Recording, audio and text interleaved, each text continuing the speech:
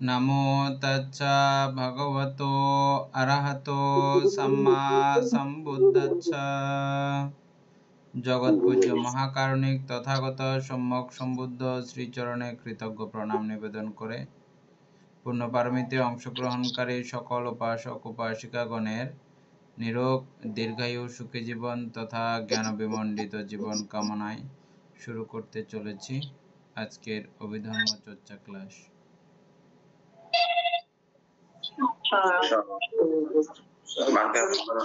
मंगल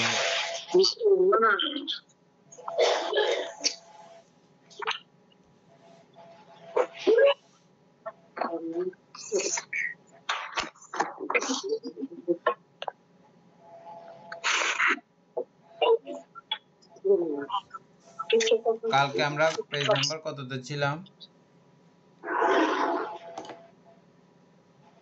বামটা 46 পৃষ্ঠা ওই চিত্ত নিয়ে আলোচনা করছিলেন বামটা।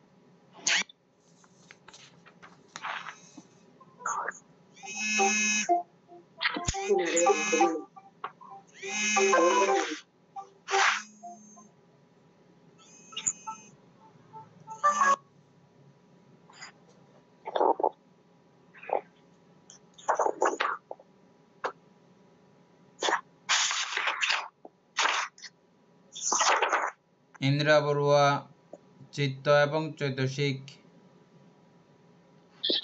এই দুটোটা পড়েন, বাকিরা একটু সাউন্ড মিউট করে শুনেন।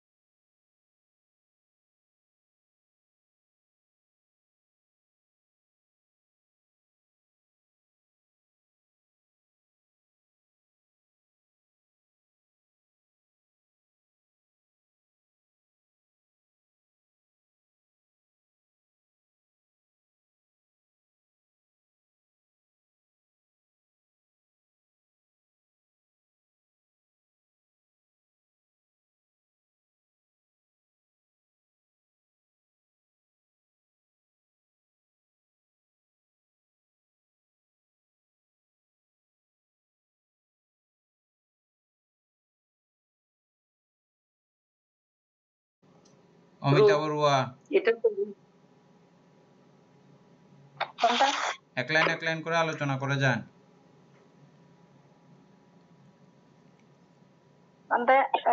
চিত্ত যাহা চিন্তা করে তাহাই চিত্ত, এটা বুঝছেন? হ্যাঁ বান্তে মানে আমার মনে যেটা পঞ্চেন্দ্রিয়ের মধ্যে ষড়েন্দ্রিয়ের মধ্যে যেটা মানে আসবে সেটাই হবে, যেটা চিন্তা আসবে সেটাই চিত্ত, চৈতসিক আর কি বান্তে। কি চিন্তা করে বিষয়, যে কোনো বিষয় বা আলম্বন।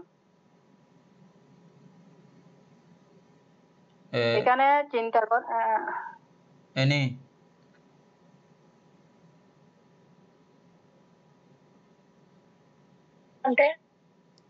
দীপেন বাবু এই লাইনটা বুঝে থাকলে বলতে পারেন, নাহলে এনি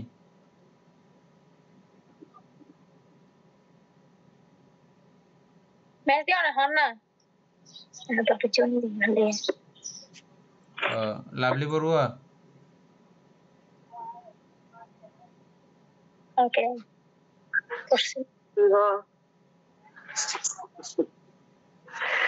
যাহা চিন্তা করে তাহাই চিত্ত।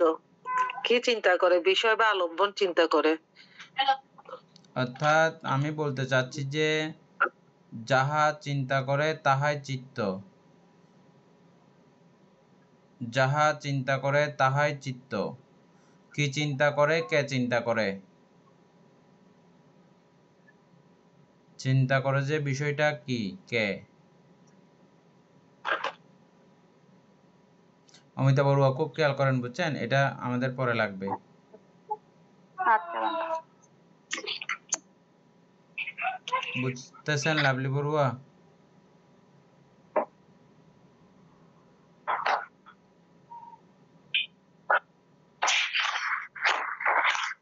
হ্যাঁ এনি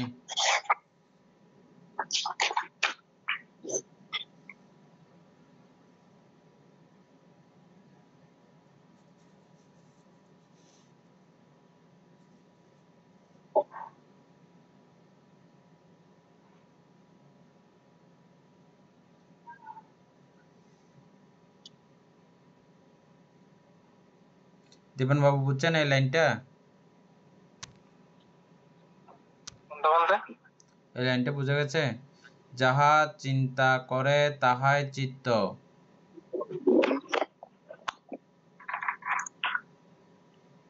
হ্যাঁ, মানে চিত্ত চিন্তা করে এটা বলতেছে। চিত্ত চিন্তা করে,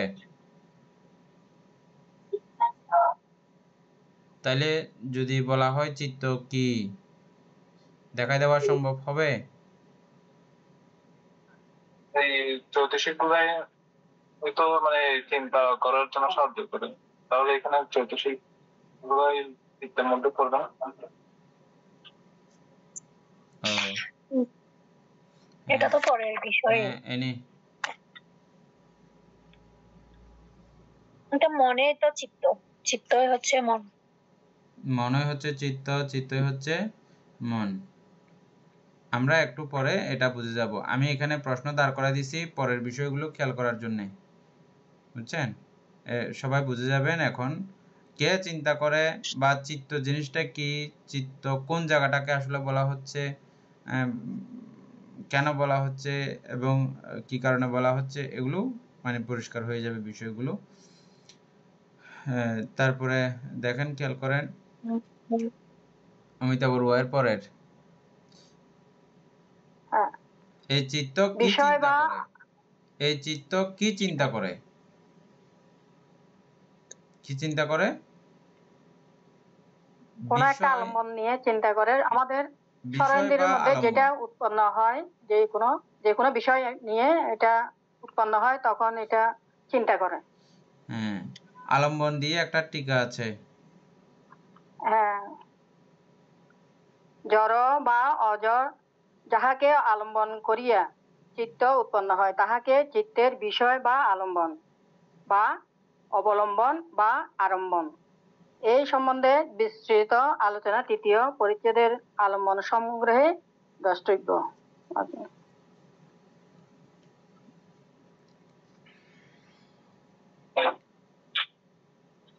তাহলে বিষয় বা আলম্বনই চিন্তা করে। এখানে চিন্তা করে অর্থ আলম্বন গ্রহণ করে। চিত্তই চিন্তা করে মানে, চিন্তা করে মানে কি, আলম্বন গ্রহণ করে। চিন্তা করে মানে কি, আলম্বন গ্রহণ করে, বুঝছেন? আলম্বন যখন গ্রহণ করবে তখন তার এই চিন্তা উৎপন্ন হবে, না হলে চিন্তা উৎপন্ন হবার কোনো সুযোগ নাই। আলম্বন কয় প্রকার? বিষয় কয় প্রকার? 6 প্রকার। কালকে আমরা বলছিলাম। এখানে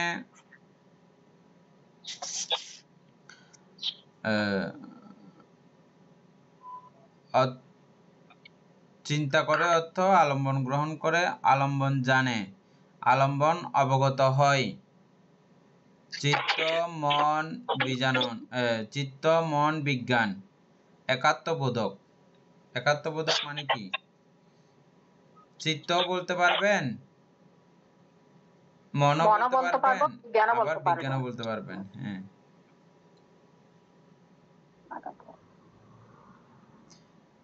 ইহাদের যে কোনো একটি অন্য দুইটির প্রতিশব্দ রূপে ব্যবহৃত হয়।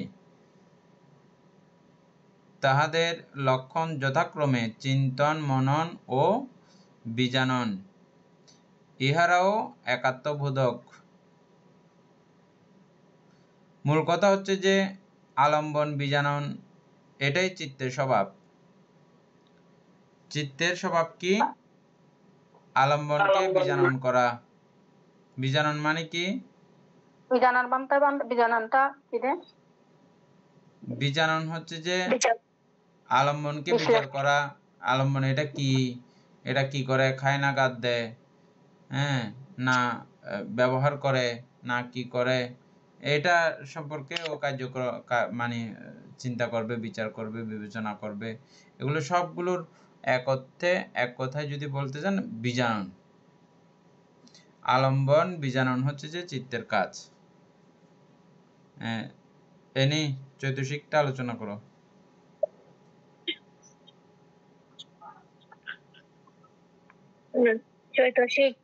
চৈতসিক বা চিত্ত সংখ্যা 52। অর্থাৎ চৈতসিকের সংখ্যা হচ্ছে 52 প্রকার, সেটা আমরা দ্বিতীয় অধ্যায়ে গিয়ে সেটা পাবো। যে এখানে সেটা বলেছে, দ্বিতীয় অধ্যায়ে ইহার প্রত্যেকটি ব্যাখ্যাত হয়েছে। দ্বিতীয় অধ্যায়ের মধ্যে এগুলা মানে খুব ভালো করে আলোচনা করা আছে, আমরা সেখানে গিয়ে সেটা বুঝবো। ইহারা বিভিন্ন সমবায়ে চিত্তের সহিত একসঙ্গে উৎপন্ন ও নিরোধ এবং এক আলম্বন ও এক বাস্তু গ্রহণ করে। অর্থাৎ চিত্তের সাথে এই যে 52 প্রকার চৈতসিক বা সর্বচিত্ত সাধারণ চৈতসিক ওখানে আছে, সেটা একসঙ্গে উৎপন্ন হয়, আবার নিরুত হয়, অর্থাৎ এক আলম্বনও গ্রহণ করে আবার, এবং এক বাস্তু গ্রহণ করে। বাস্তু মানে কি? স্বভাবত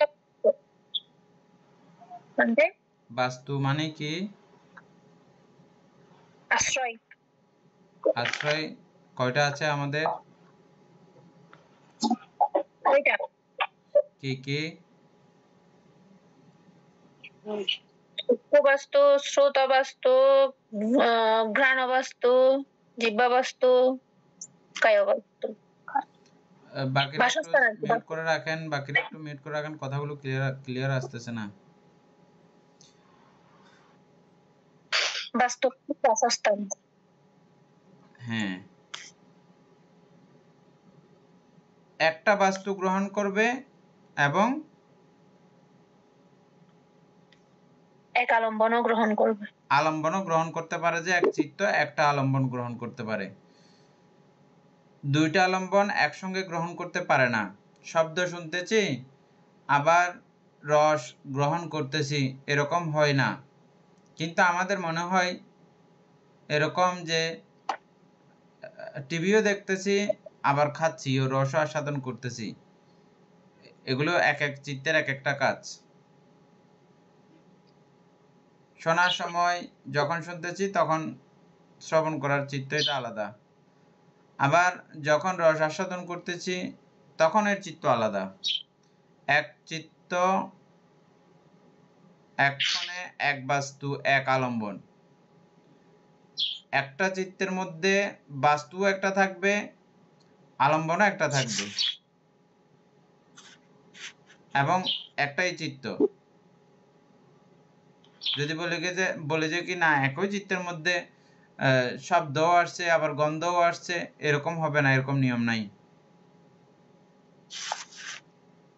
এটা আরো একটু পরে গেলে ভালো করে বুঝবো। দীপেন বাবু বুঝছেন না?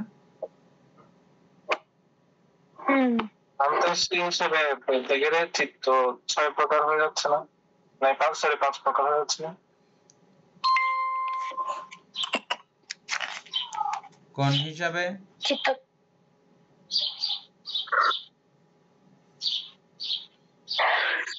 চক্ষু বিজ্ঞান, শ্রোত বিজ্ঞান, ঘ্রাণ বিজ্ঞান, হ্যাঁ এগুলো আমরা পেয়ে যাব। হ্যাঁ, যখন চক্ষু দ্বারা উৎপন্ন হবে এটা চক্ষু বিজ্ঞান বলি আমরা। ঠিক আছে, ওইভাবে চিত্তগুলো তখন আপনি বিভাজন করতে করতে পরে আস্তে আস্তে দেখে যাবেন। হ্যাঁ, তারপরে ইনি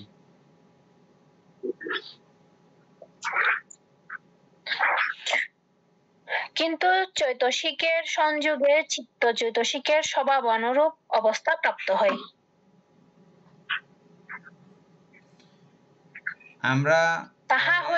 আমরা পরে 52 প্রকার চৈতসিক সম্পর্কে জানব। চৈতসিক মানে অভ্যাস, অভ্যাস মানে সংস্কার, সংস্কার মানে আবার কর্ম, কর্ম মানে আবার ধর্ম। হ্যাঁ, এগুলো অনেক নামে এগুলোকেও ডাকা যায়, চৈতসিকও বলা যায়, তারপরে ধর্মও বলা যায়, তারপরে স্বভাবও বলা যায়, চিত্তবৃত্তিও বলা যায়, তারপরে চৈতসিকও বলা যায়, আরো চিত্তের স্বভাবও বলা যায়। এরকম স্বভাব ধর্ম 52 প্রকার আছে। 52 প্রকারের 52 প্রকারের কোয়ালিটি, 52 প্রকার চৈতসিকের 52 রকমের কোয়ালিটি আছে। এই কোয়ালিটিগুলো একই চিত্তের সঙ্গে নানান চৈতসিকের সংযোগ ঘটে, সব কিছু ঘটে একটা চিত্তে রূপান্তরিত হয়ে যায়। যেমন আমরা 10-12 রকমের সবজি দিলাম, এটাকে আমরা আলাদা একটা নাম দিয়ে ফেলছি, কি গণ্ড। 10-12 রকমের সবজি মিক্স করে লবণ মরিচ তেল কত কিছু আইটেম দিয়েছি, তো পরিশেষে কিন্তু এত কিছু নাম বলি না, আমরা লাস্টে কি বলি? গণ্ড। বুঝছেন? এরকম নানান চৈতসিকগুলো একসঙ্গে একই চিত্তের মধ্যে উৎপন্ন হয়ে এক একটা চিত্ত নামে এরা রূপান্তরিত হবে, আখ্যায়িত হবে। এটা আমরা পরে আস্তে করে জানতে পারবো। তারপরে নি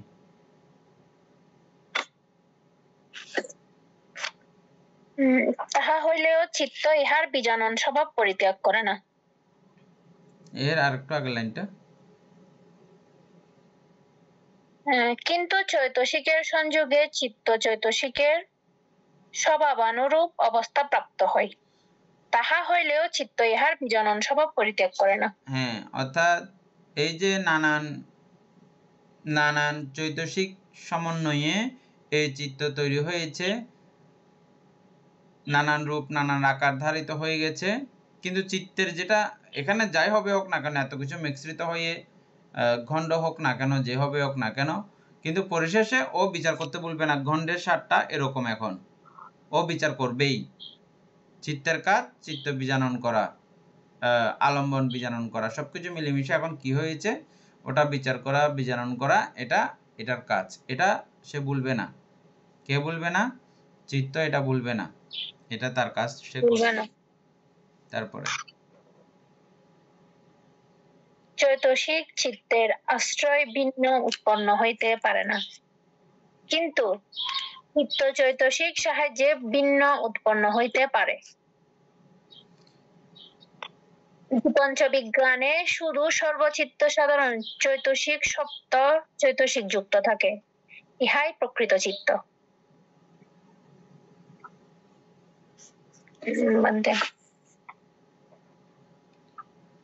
দ্বিপঞ্চ বিজ্ঞানের মধ্যে না, এর আগের কথা কি?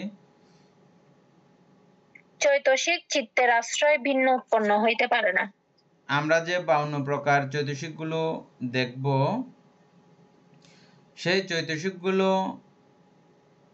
উৎপন্ন হওয়ার জন্য চিত্ত উৎপন্ন হতে হবে,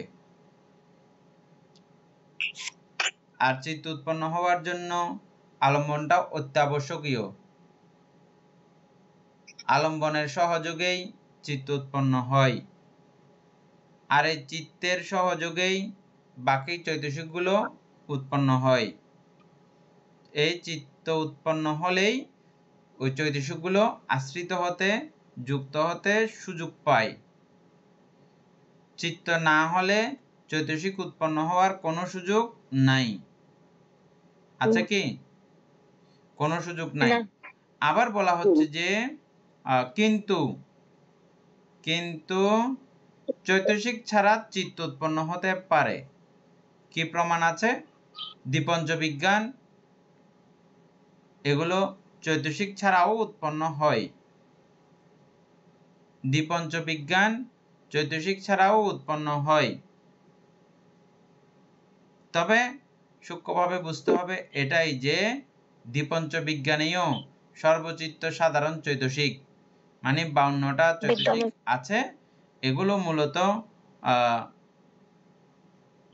তাও স্বভাব ধর্মেরই অন্তর্গত হইলেও দ্বিপঞ্চ বিজ্ঞান অবস্থায়, শুধুমাত্র দ্বিপঞ্চ বিজ্ঞান অবস্থায় এদের কোনো ব্যক্তিগত তেমন কোনো কার্যক্রম নাই। এটা পরিশুদ্ধ, পরিষ্কার, স্বচ্ছ এবং ভাস্কর। যে কথাটা লেখা ছিল, ভাস্কর একটা লেখা আছে, কথা আছে না? ভাস্কর না, ভাস্বর। ভাস্বর,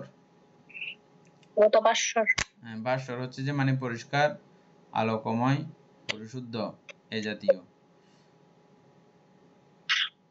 মূল কথা হচ্ছে যে কি, চিত্তের আশ্রয়েই চৈতসিক উৎপন্ন হয়, কিন্তু চৈতসিকের আশ্রয় ছাড়া চিত্ত উৎপন্ন হতে পারে।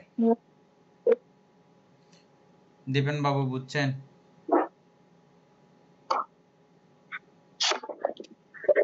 কিছুটা মানে মোটামুটি বুঝছি। হ্যাঁ, এনেই কিন্তু সর্বচিত্ত সাধারণ চৈতসিকটা এটা সূক্ষ্মভাবে ওখানে থাকবে এর মধ্যে। ওইটা ছাড়া তো দ্বিপঞ্চ বিজ্ঞান উৎপন্ন হবে না। হ্যাঁ, যেটা স্পর্শ গঙ্গা। হ্যাঁ, এটাকে যদিও বা বলা হচ্ছে যে মানে চৈতসিক ছাড়া এই চিত্ত উৎপন্ন হতে পারে। আসলে আবার বুঝতে হবে যে কি, চৈতসিকের বিয়োগে, চৈতসিকের অবর্তমানে চিত্ত নাই। চিত্ত কাকে বলি আমরা? চিত্ত বলি যে সর্বচিত্ত সাধারণ চৈতসিকের সম্মিলন কেন্দ্রকেই আমরা চিত্ত বলি। সর্বচিত্ত সাধারণ চৈতসিকের সম্মিলন কেন্দ্রকেই আমরা চিত্ত বলি। অমিতা বড়ুয়া সর্বচিত্ত সাধারণ চৈতসিকগুলো আবৃত্তি করেন।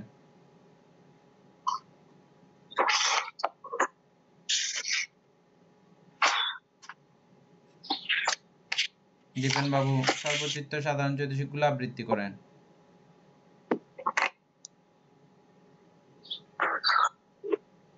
স্পর্শ, বেদনা, সংজ্ঞা, চেতনা, একাগ্রতা, জীবেতেন্দ্রিয়, মনস্কার। হ্যাঁ, এই সর্বচিত্ত সাধারণ চৈতসিকের সম্মিলন, একাগ্রতা, একত্রে অবস্থান, সহাবস্থানকেই আমরা মূলত চিত্ত বলি। আর শুধুমাত্র এই চিত্ত অবস্থায় থাকে দ্বিপঞ্চ বিজ্ঞান পর্যন্ত। দ্বিপঞ্চ বিজ্ঞান থেকে একটু পরে যাবে মাত্র এটা, আর সেখানে থাকবে না, অন্য কিছু যুক্ত হয়ে যাবে সঙ্গে সঙ্গে। দ্বিপঞ্চ বিজ্ঞান অতিক্রম করা মাত্র অন্য কিছুতে যুক্ত হয়ে যাবে। এটা আমরা পরে আরো বুঝতেছি। তারপরে দ্বিপঞ্চ বিজ্ঞানে সর্বচিত্ত সাধারণ সপ্ত চৈতসিক চিত্তটাকে ইহার প্রকৃত চিত্ত, যেটা আপনি একটু আগে আলোচনা করেছিলেন, এটাকে মানে প্রকৃত চিত্ত বলতেছে। ইহা দেশ চৈতসিক, লোভ চৈতসিক বা অন্যান্য চৈতসিক বিহীন হইয়া উৎপন্ন হয়। আমরা যে 52 প্রকার চৈতসিক গুলো পড়ব, ওই চৈতসিক গুলোকে বিভিন্ন ভাগে বিভক্ত করা হয়েছে। লোভ চৈতসিক, দেশ চৈতসিক, কুশল এবং অকুশল, প্রকীর্ণ, এভাবে নানান ভাগে বিভক্ত করা হবে। ওই বিভাজনগুলোও আমরা ক্রমান্বয়ে জানব। হ্যাঁ, এরপরে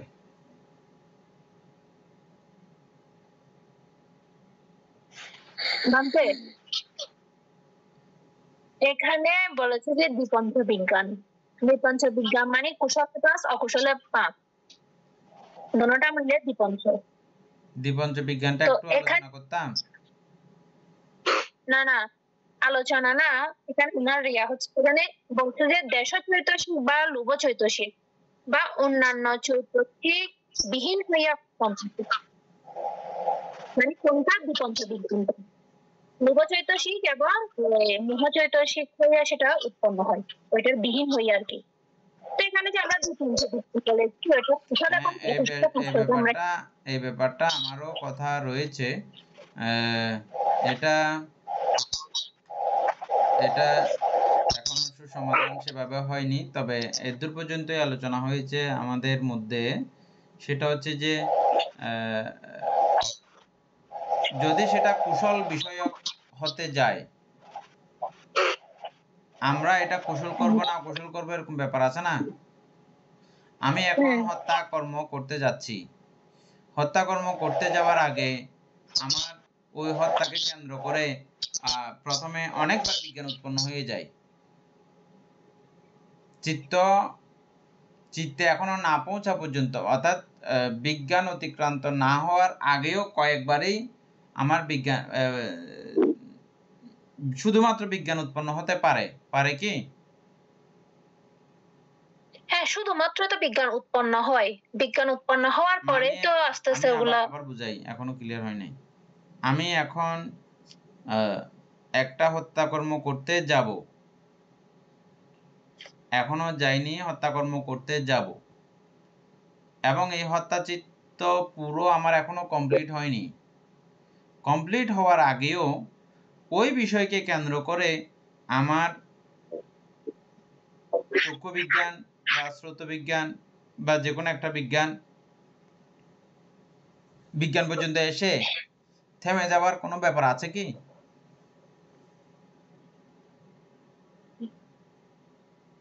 হ্যাঁ, থেমেও যায় না অনেক সময়, থেমে যায় আবার। ঠিক একইভাবে কুশল পক্ষীয় হওয়ার বিষয়টাও বিজ্ঞান পর্যন্ত এসে থেমে যাওয়ার কোনো ব্যাপার আছে কি? আছে। এইভাবেই বিভক্ত করা হয়েছে, এর থেকে বেশি আর কোনো মেসেজ আমাদের কাছে আর নাই আপাতত। এদূর পর্যন্ত থাকে এই বিষয়টা। হ্যাঁ, এটা আমার কাছেও ক্লিয়ার না, সমাধান না। উপাসক বিজয়বাবু অধৈর্য হবেন না, ক্রমান্বয়ে বুঝবেন। প্রত্যেকটা বিষয় এগুলো যেগুলো যেগুলো লেখা সম্ভব হয় আপনি লিখে ফেলবেন, বুঝছেন। এরা দেখছেন ওই লিখে রাখছে যে কিছু কিছু বিষয় অমিতা বড়ুয়া এখন আবৃত্তি করলো, ওনার এটা মুখস্থ না, এটা খাতা দেখে লিখে লিখে বলছে যে, বুঝছেন। আমরা যেহেতু বুড়ো মানুষ, আমাদের সব কিছু মনে থাকবে না, আমরা কিছু কিছু বিষয় এগুলো লিখে রাখতে হবে, বুঝছেন। এই অভিধর্ম পড়ার সিস্টেম হচ্ছে যে কিছু বিষয় মুখস্থ করে ফেলতে হয়। আমরা এখানে নকল করে এটা পড়তেছি। নকল মানে কি, এটা লিখে রাখি আমরা, লিখে লিখে ওই বিষয়টা আসা মাত্র ওটা আমরা বলি। এভাবেই আমরা এই বইটা কন্টিনিউ করতেছি। আপনারাও যেগুলো যেগুলো প্রয়োজন বোধ করবেন এগুলো আপনি লিখে ফেলবেন সঙ্গে সঙ্গে।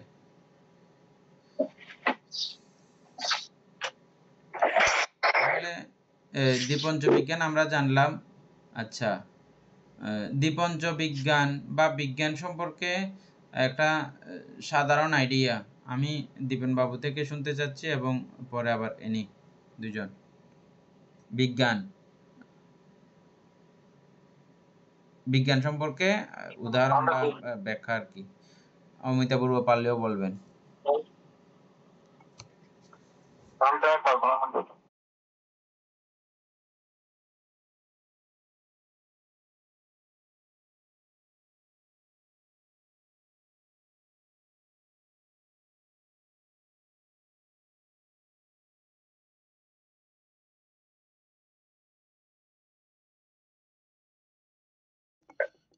লাভলি বড়ুয়া বলেন।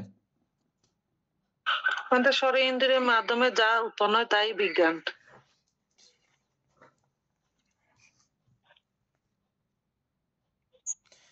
রিমি বড়ুয়া অনেকদিন যাবৎ কোনো কিছু বলা বলির মধ্যে নাই। রিমি বড়ুয়া বিজ্ঞান খুব ভালো করে চিনে।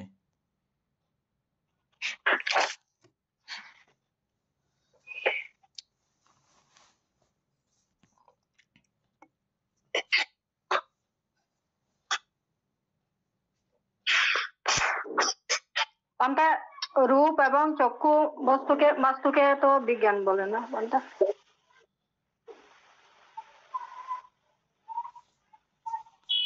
নয়ন বাবা এতক্ষণে আসছে।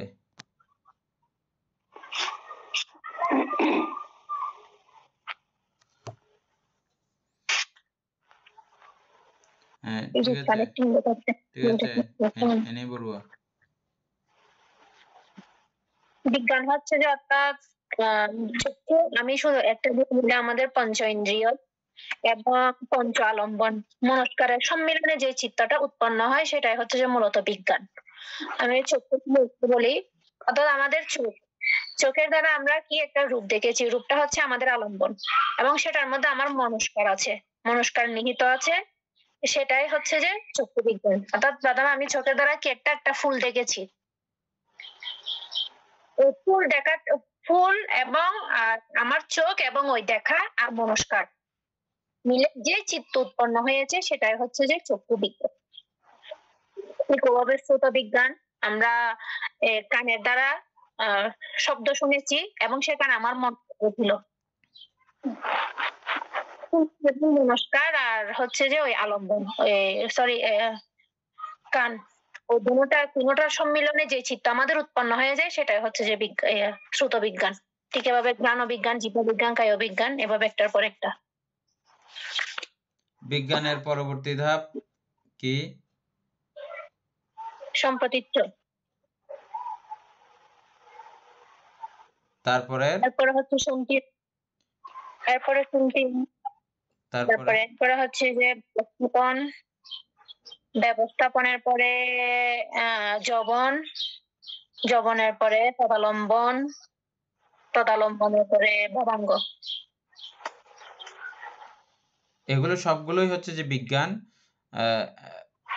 একদম শুরুর বিজ্ঞান হচ্ছে যে এটা শুরুর বিজ্ঞান। রূপ দেখেছে, এটা চক্ষু দ্বারা দৃশ্য বিষয়, অতটুকু পর্যন্ত ওর সীমানা বিজ্ঞানে, এর থেকে আর বেশি কিছু জানে না। চোখে রূপ দেখেছে, এটা চোখে দেখেছে রূপ, হ্যাঁ এটা চোখের কাজ। কিন্তু যখন আমি এটাকে ফুল হিসাবে বিচার করব, এটা কিন্তু সন্তিরণ পর্যন্ত চলে গেছে। ফুল বলার মতো অবস্থা তখনই হয় কখন, যখন আমি সন্তিরণে বিচার করে বের করবো যে এটা ফুল, এটা আমার বিচার করে দিয়েছে এটা ফুল, এটা রূপের মধ্যে আর তখন থাকে না। আমি যখন চোখ দ্বারা রূপ দেখবো, এটা ফুল না, তখন হচ্ছে রূপ। কি রূপ বলে যে এটা? চক্ষুরূপ। তারপরে শ্রোত্র রূপ, মানে শব্দরূপ আর কি।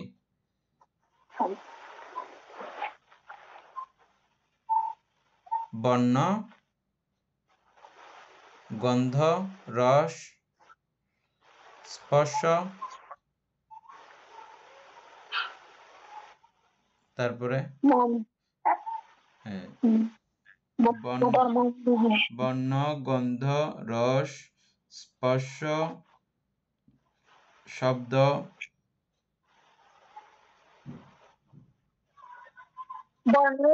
বর্ণ, শব্দ, গন্ধ, রস, স্পর্শ, তারপরে হচ্ছে যে মন।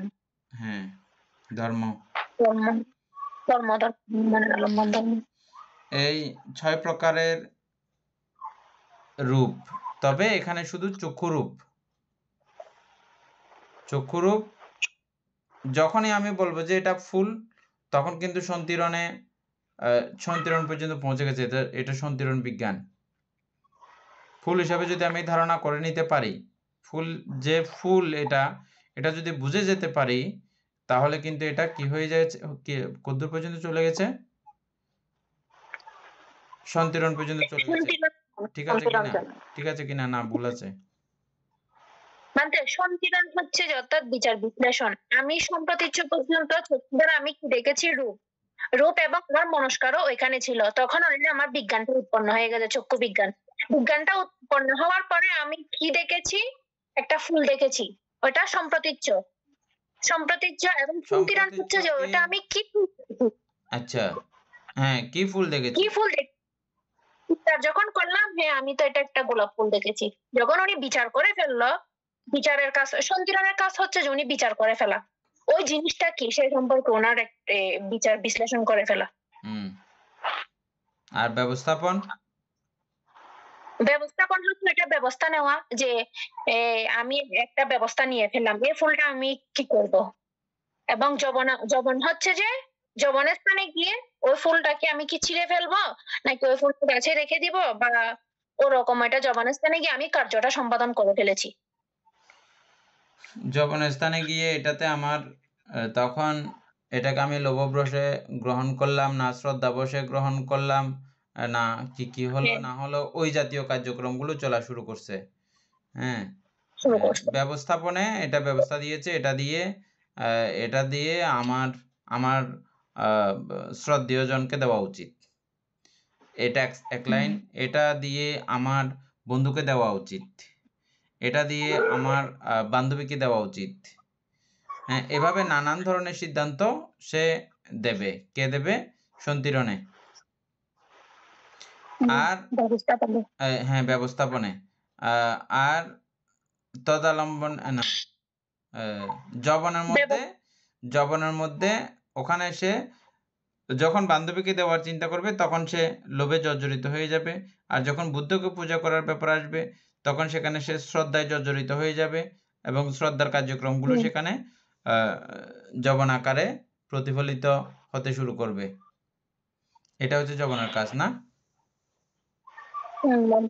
আচ্ছা, এগুলো একটু করে বললাম যে এই কারণে যে বিজ্ঞানটা মানে কোন জায়গার অবস্থা এই পুরো লাইনের মধ্যে। প্রথম স্টেপ হচ্ছে যে বিজ্ঞান,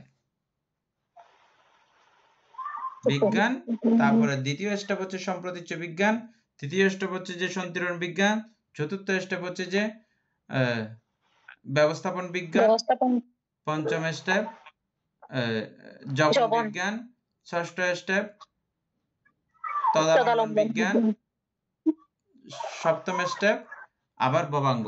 তখন আবার চিত্তের জায়গাতে ভবাঙ্গের মধ্যে ও চলে গেছে আবার।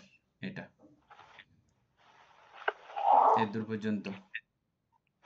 তাহলে বিজ্ঞান সম্পর্কে আরো একটু অভিজ্ঞতা হবে, আমরা আরো পড়লে তারপরে এরপরে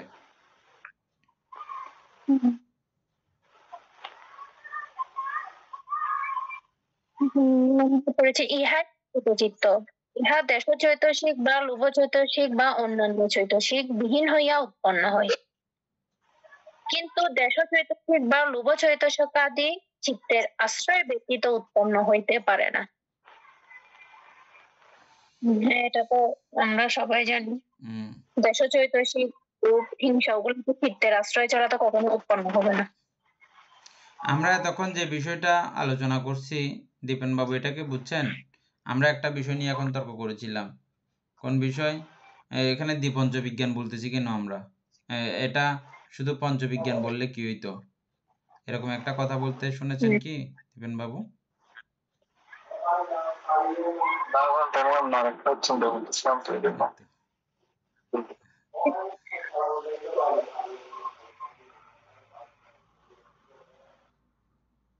কোনো অসুবিধা নাই, এগুলো আপনি আবার রেকর্ডিং গুলো শুনে ফেলবেন, হয়ে যাবে। আমাদের 2টা ক্লাস রেকর্ডিং দেওয়া যায়নি বিশেষ কারণবশত। এটা দিব আশা করি। এটা আবার পুনরায় শুনবেন, একবার না বুঝলে আবার পরে বুঝে যাবেন। অর্থাৎ এখানে আমরা আলোচনা করতে চাইছি যে যেহেতু লোভ বা অলোভ কোন রকমের চৈতসিক সম্প্রযুক্ত হচ্ছে না, তাহলে এটা কুশলে পঞ্চবিজ্ঞান, অকুশলে পঞ্চবিজ্ঞান হইল কিভাবে? দীপেন বাবু এখন বুঝছেন? যেহেতু এখানে বলতেছে যে লোভ দেশ মোহ অথবা অলোভ অদেশ অমোহ এই জাতীয় কোনো চৈতসিকই দ্বিপঞ্চ বিজ্ঞানে থাকে না। যদি না থাকে তাহলে এদেরকে দ্বিপঞ্চ হিসাবে 2 বার 5 গণার কি হেতু ছিল, কি দরকার ছিল? 1 বার 5 বললেই অসুবিধা কি ছিল? বুঝছেন আলোচনাটা এটা। তো এখন আমরা এখানে সমাধান করেছি কি, যেমন আমি হত্যা করার চিন্তাতে আমার প্রথম বিজ্ঞান উৎপন্ন হয়েছে, সেখানে কেটে গেছে একবার, চিত্ত আমার কেটে গেছে, আমার কন্টিনিউ করেনি চিত্ত, বুঝছেন? এই যে কেটে গেছে, অথবা মাঝখানে গিয়ে আমি কাজটা রানিং রেখেছি অলরেডি, আমি হত্যা কার্য চলতেছে, চলা অবস্থাতেও আমার অনেকবার বিজ্ঞানের মধ্যে গিয়ে এটা কাট হয়ে যায়। কাট হয়ে যায় কেন কাট হয়ে যায়? কাট হয়ে যাবার কারণ হচ্ছে যে আমি তখন হত্যা কাজ করছিলাম, আমাকে বড় ধরনের একটা থাতি মারল কেউ এসে, বা অন্য কোনো একটা মজাদার একটা গানের মধ্যে আমার চিত্তরমিত হয়ে গেল, সঙ্গে সঙ্গে আমার ওইদিকে কাট হয়ে গেল, ওটা বিজ্ঞান পর্যন্ত গিয়ে আর অগ্রগতি না হয়ে, হত্যার জায়গার মধ্যে অগ্রগতি না হয়ে ওইদিকে আমার চলে গেল, তাহলে ওটা বিজ্ঞানের শেষ হয়ে গেল না? ওই দৃষ্টিকোণ থেকে এটা অকুশল বিজ্ঞান। হ্যাঁ, এভাবে দ্বিপঞ্চভাবে আসতে পারে, এটাই আমরা আলোচনা করছি যে এতক্ষণ, বুঝছেন? এখন দ্বিপঞ্চ বিজ্ঞান কেন হয়, শুধু বিজ্ঞান পঞ্চবিজ্ঞান না হয় দ্বিপঞ্চ কেন হলো, এটা অমিতা বড়ুয়াকে ক্লিয়ার? এটা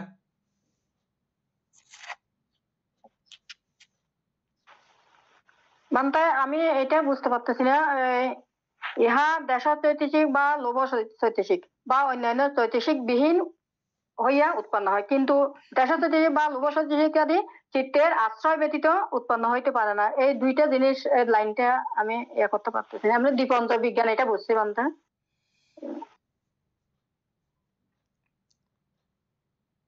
দ্বিপঞ্চ বিজ্ঞানই হচ্ছে যে চিত্ত, হ্যাঁ, এই চিত্তের আশ্রয়েই পরবর্তীতে এটা যদি স্থির ওই জায়গাতে কন্টিনিউ থাকে, ওই দ্বিপঞ্চ বিজ্ঞান যদি দ্বিপঞ্চ বিজ্ঞানের স্টপ না হয়ে পরবর্তী ধাপগুলোর দিকে অগ্রসর হতে থাকে, তখন সন্তিরণ সম্প্রতীচ্য হয়ে যাবে। একই বিষয়ে যখন আমি স্থির রেখে দেব তখন সন্তিরণ সম্প্রতীচ্য হবে, এরপরে সন্তিরণ হবে, এরপরে ব্যবস্থাপন হবে। যখন এগুলো হতে শুরু করবে তখন আমার অন্যান্য চৈতসিকগুলো ক্রমান্বয়ে এখানে যুক্ত হয়ে যাবে। যেমন আমি যখন দেখব যে এটা সম্প্রতীচ্য আসা মাত্র তখনও কি হয় নাই, আমার লোভ দেশ বা অলোপদেশ এগুলো কোনো কিছু ঢুকার তখনও সুযোগ হয় নাই, হয়েছে কি এনে? যখন সন্তিরণ যাবে তখন কিন্তু এটা বাছাবাছি হয়ে গেছে, যেহেতু আমার ভালো লাগা খারাপ লাগার ব্যাপার চলে আসছে। এটা ফোঁচা ফুল, এটা বালা ফুল। ফোঁচা ফুল হইলে আমি এটা পছন্দ করি না, এটা ফালাই দাও। বালা ফুল হইলে এটা আমার লাগবে, আমি রাখবো, 2 দিন সাজাবো এটা ঘরকে। হ্যাঁ, তাহলে ওখানে আমার সঙ্গে সঙ্গে কি কাজ করে ফেলেছে? আমার লোভ অথবা দেশ যে কোনো একটা কাজ করে ফেলেছে না?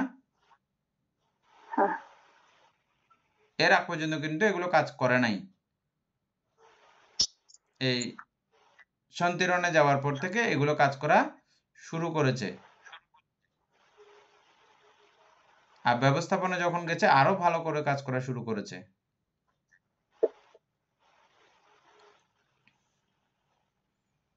আর সম্প্রতীচ্য পর্যন্ত এখন মানে আনি ঢুকাইছে মাত্র, এখনো ভালো খারাপ দেখার এখনো ভালো করে আমার সুযোগ হয় নাই, ভালো খারাপ বিচার বিবেচনা করার এখনো সুযোগ হয়। নিষ্ক্রিয়ভাবে সে গ্রহণ করেছে, কোনো ক্রিয়া না, নিষ্ক্রিয়ভাবে গ্রহণ করার নাম হচ্ছে যে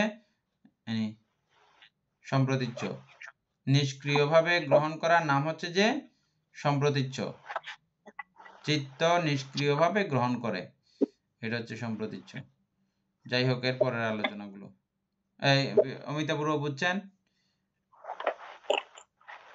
মোটামুটি বলতে এটা আমি একটু ক্লিয়ার করি, চিত্ত চৈতসিকের কেন এটা ইন্দিরা বড়ুয়া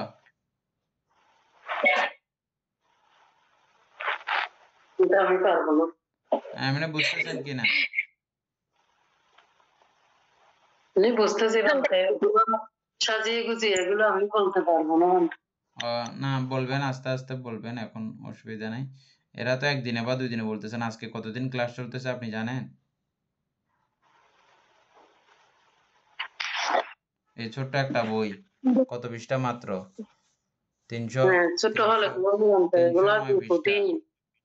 309 কিন্তু এই 309 পৃষ্ঠার বইয়ে 300টার উপরে ক্লাস, প্রায় 500টার মতো ক্লাস থাকে। 1 ঘন্টা 1 ঘন্টা দুটো করে পৃষ্ঠা পড়ে, বুঝছেন না? তাও এরা কথা বলতেছে, এরা 3 বার ক্লাস করতেছে, সেজন্য আপনি কিভাবে জানেন এগুলো? আমি জানি না মানতে। 3 বার ক্লাস করতেছে এই জন্য। হ্যাঁ, এনি বলো কি বলতে চাইছিলে? ওই যে গভর্নমেন্টটা হচ্ছে যে চিত্ত, আমরা ওই সম্প্রতিচ্চ সন্তিরণ ওই হিসাবে না গিয়ে এখানে বলতে চৈতসিক চিত্তের আশ্রয়ে ভিন্ন উৎপন্ন হইতে পারে না। অর্থাৎ চৈতসিক ছাড়াও চিত্ত কিন্তু উৎপন্ন হতে পারে। ওই যে 52 প্রকার যে চৈতসিক, 52 প্রকার চৈতসিকের মধ্যে আবার সর্বচিত্ত সাধারণ চৈতসিক, ওগুলো হচ্ছে যে চিত্ত।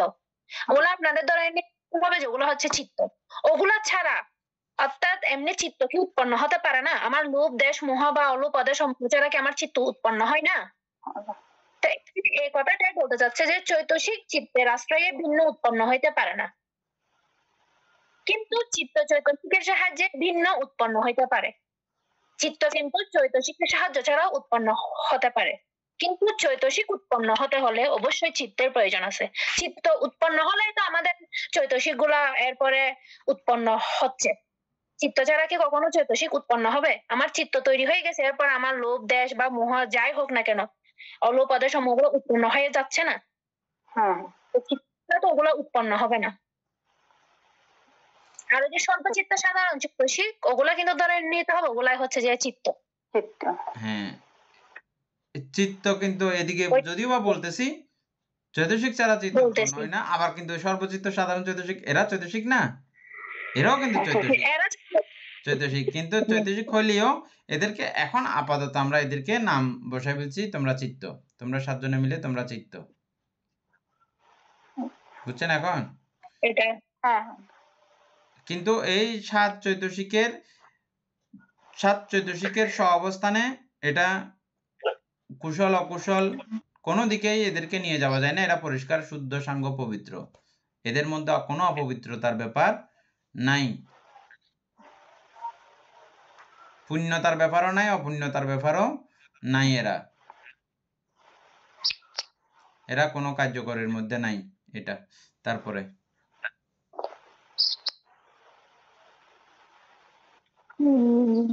তারপর আমাদের এই অর্থে চিত্তই বেদনা সংজ্ঞা সংস্কারাদির মধ্যে শ্রেষ্ঠ। এই মানে অর্থেই এগুলো সবকিছুর মধ্যে। হ্যাঁ বলো। বলতে বলেন এই অর্থে চিত্তই বেদনা সংজ্ঞা সংস্কারাদির মধ্যে শ্রেষ্ঠ। অগ্রগণ্য। আমরা একটা কথা সবসময় শুনি, মানব উব্বাং কামাধামা মানুষেরটা মানবমায়া মানাশেষা পাদুঠ্যেনা মানাশেষা পাসান্যেনা বাসাতি বা কারাতি বা তাতুনাং সুখামান্যেতি দুঃখামান্যেতি চক্কাং বা বাহাতু পাদাং। মন ধর্মসমূহের পূর্বগামী, ধর্মসমূহের পূর্বগামী। মন হচ্ছে যে এই সর্বচিত্ত সাধারণ চৈতসিকগুলো হচ্ছে মন, আর যে কোনো ধর্মের পূর্বে, ধর্ম বলতে কি বেদনা সংজ্ঞা সংস্কার, এগুলোকে ধর্ম বলা হচ্ছে। এই ধর্মসমূহের মধ্যে সবার আগে গমন করা হচ্ছে যে এই সর্বচিত্ত সাধারণ চৈতসিকগুলো, এই জন্য এই ধর্মই এখানে শ্রেষ্ঠ, চিত্ত বা মনই হচ্ছে যে শ্রেষ্ঠ ধর্মসমূহের মধ্যে, বা স্বভাবের মধ্যে শ্রেষ্ঠ হচ্ছে যে চিত্ত। বুঝা গেছে নি?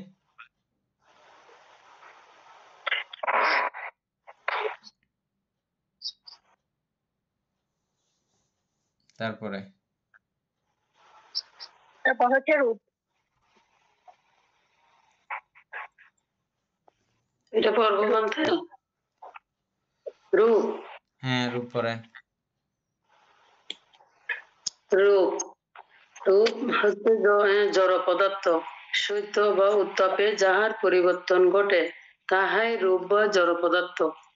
অভিধর্মে জড় পদার্থকে ইহার গুণাবলীতে পরিণত করিয়া পারমার্থিক ভাবে পর্যবেক্ষণ ও আলোচনা করা হইয়াছে। ইহাদের সংখ্যা 28, ইহা 6ষ্ঠ পরিচ্ছেদে আলোচিত হইয়াছে। নির্বাণ। নির্বাণ তৃষ্ণা ক্ষয়, পুনর্জন্মের নিরোধ। ইহা বুদ্ধের এবং বুদ্ধের চরম লক্ষ্য। তৃষ্ণায় দুঃখের হেতু, সুতরাং যাহা তৃষ্ণা নির্বাণ তাহা দুঃখেরও নির্বাণ। তৃষ্ণাকে তৈল এবং দুঃখকে দীপশিখা কল্পনা করায় তৃষ্ণাক্ষয়ের অবস্থাকে দীপ নির্বাণের অবস্থার উপমাকারে বলা হইয়াছে। ইহাই ষষ্ঠ পরিচ্ছেদের শেষ ভাগে আলোচিত হইয়াছে। জানতে আর পড়বো? না আর লাগবে না, একটু এগুলো আলোচনা করলে ভালো হবে আর কি, সময় তো নেই। অমিতা বড়ুয়া, এই জন্যটা আলোচনা করতে হবে না কেমনে বুঝে গেছেন? এটা বোঝা গেছে, এটা রূপ হচ্ছে চারি মহাভূতের সমন্বয়ে সৃষ্টি রূপ, রূপের সৃষ্টি। মানতে এখানে তো লিখছে এখানে ইহাদের সংখ্যা অষ্টবিংশতি 28 প্রকার রূপ।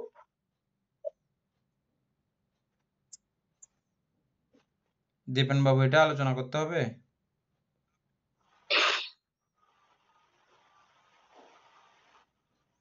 না বলতে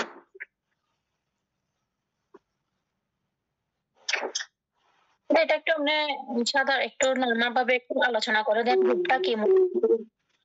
মানে আমরা তো জানি, যারা নতুন ওনাদেরকে একটু বললে ভালো হবে হ্যাঁ, রূপটা কি।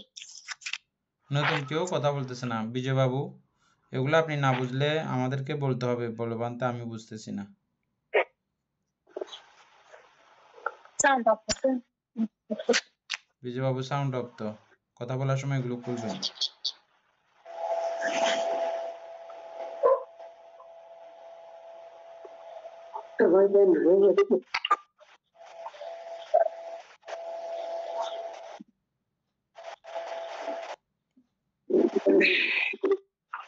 বিজয় বাবু বুঝতেছেন? এটা বুঝছেন এখন এই রূপের এটা? আপনি একটু বুঝাই দেন বানতে আবার। হ্যাঁ, এ নিয়ে আলোচনা করে একটু।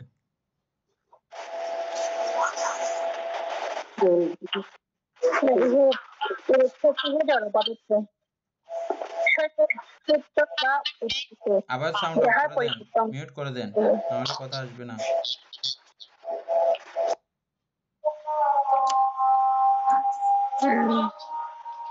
সত্য বা উত্তাপে যাহার পরিবর্তন ঘটে তাহাই রূপ। অভিধর্মে জড় পদার্থকে ইহার গুণাবলীতে পরিণত করিয়া পারমার্থিক ভাবে অষ্টবিংশতি, অর্থাৎ আমরা আমাদের যে রূপটা কিন্তু আমরা মূলত এটা জড় পদার্থ হিসেবে বলি, কিন্তু অভিধর্ম মতে মানে এই রূপটাকে যখন রূপটার গুণটা যখন বর্ণনা করতে গেছে তখন সেটা পারমার্থিক ভাবে ওনারা বর্ণনা করেছেন। অর্থাৎ এই রূপটা যে বা আমার দ্বারা সৃষ্টি নয়, সেটা ওইখানে ওই অষ্টম অধ্যায়ে ওইটা আমরা পাবো। ষষ্ঠ পরিচ্ছেদে এহার কিন্তু বিশদ আলোচনা করা হয়ে গেছে, কিভাবে আমাদের রূপের সৃষ্টি, কিভাবে আমাদের রূপের উৎপত্তি। এটাই, এটা যদি ভালো করে ওদেরকে ওই ষষ্ঠ পরিচ্ছেদ পর্যন্ত এটা অপেক্ষা করতে হবে, আমাদের এই দেহ আমাদের এবং নাম রূপের সৃষ্টি কিভাবে হয়। জড় পদার্থ, জীব পদার্থ সম্পর্কে সকলের মোটামুটি আইডিয়া আছে।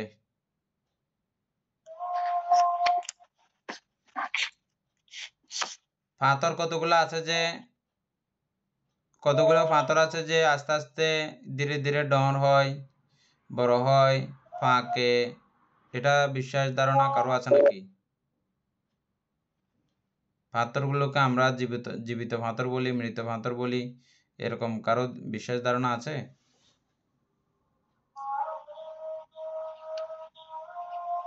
বিজুবাবু চিনেন এগুলো? জতা পাথর, মরা পাথর চিনেন? নদীর মধ্যে থাকে যে পাথর,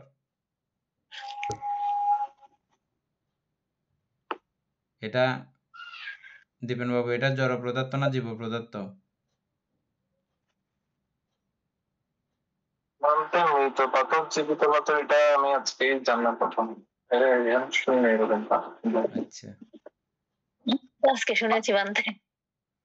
আহ, জানতে জীব আর জড়ের মধ্যে পার্থক্য হচ্ছে যে জীব হচ্ছে যে যাদের নিজস্ব একটা জীবন আছে, আর জড় হচ্ছে যে যাদের নিজস্ব কোনো জীবন নাই।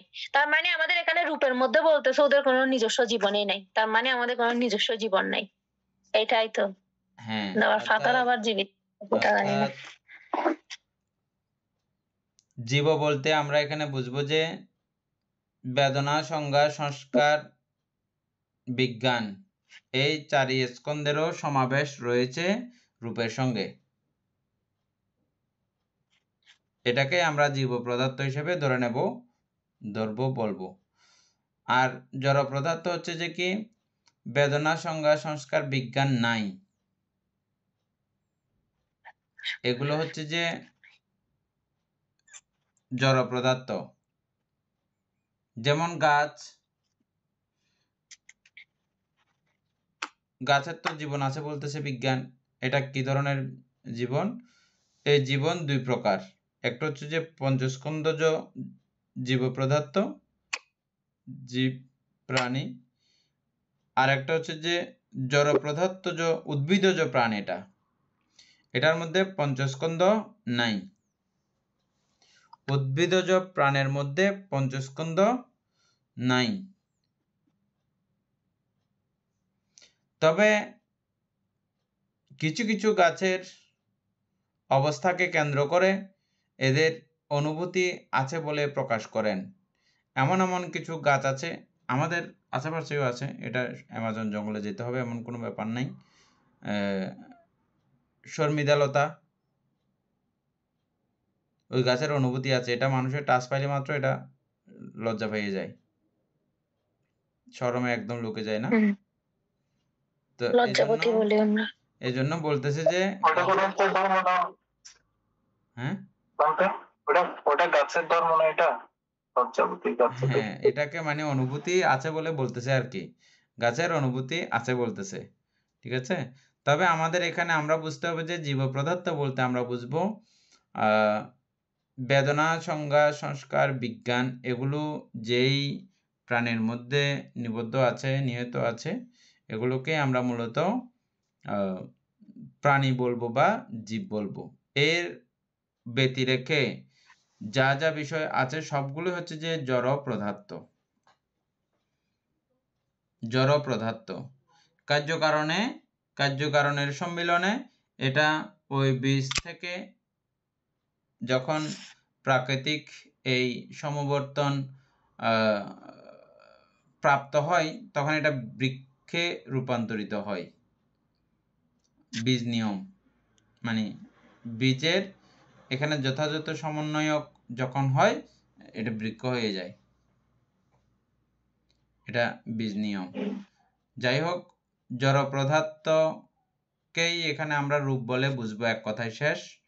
দ্বিতীয় কথা হচ্ছে যে আরেকটা চেনার উপায় দিয়েছে কি, এটা শীতে সংকুচিত হয় আর গরমে প্রসারিত হয়, এটা রূপের ধর্মতা। ওইভাবেও আপনি রূপকে চিনতে পারেন। রূপ বা জড় পদার্থ এটা শীতে সংকোচন ঘটবে, গরমে প্রসারিত হবে। অভিধর্মে জড় পদার্থকে ইহার গুণাবলীতে পরিণত করিয়া পারমাত্মিকভাবে পর্যবেক্ষণ ও আলোচনা করা হইয়াছে। পরমাত্মিক বললে মাত্র ওই যে আমরা পরমাত্ম চ্যাপ্টার পড়ছিলাম, মনে আছে? পরমাত্ম মানে শ্রেষ্ঠত্ব, যেটাতে আর তর্ক করার উপায় নাই, তর্কাতীত, তর্কের শেষ সীমা, ওটাকে পরমার্থ বলা হয়। ওই পরমাত্মিকভাবে মানে শেষ পর্যন্ত বিচার বিবেচনা করা হয়েছে এই গ্রন্থের মধ্যে। এই রূপকে শেষ অবধি বিচার বিবেচনা করা হয়েছে।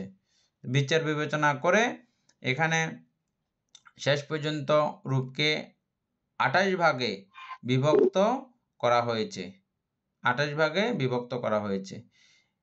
এই 28 ভাগ আমরা ষষ্ঠ অধ্যায়ের মধ্যে গেলে বিস্তারিত আলোচনা পাব।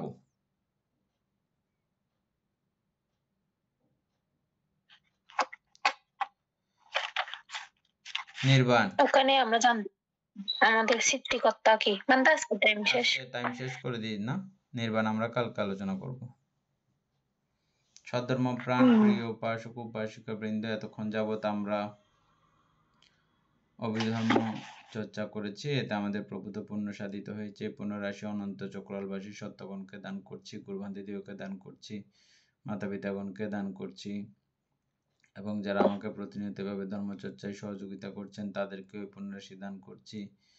যারা আমাকে প্রতিনিয়ত চারিত্র ইত্যাদি দান করেন তাদেরকে ওই পুণ্যরাশি দান করছি। এই পুণ্যরাশির কাছে আমরা প্রত্যেকে প্রার্থনা করব নির্বাণ লাভ করা অবধি অসৎ ব্যক্তি, মূর্খ ব্যক্তি, পাপমিত্রের সংসর্গ লাভ না করে সদা সর্বদা জ্ঞানদর্শী কল্যাণ মিত্রের সান্নিধ্য সংসর্গ লাভ করতে সক্ষম হই। এরূপ সাধু কামনা পোষণ করে আজকের মতো ক্লাস এখানেই সমাপ্ত করছি। আচ্ছা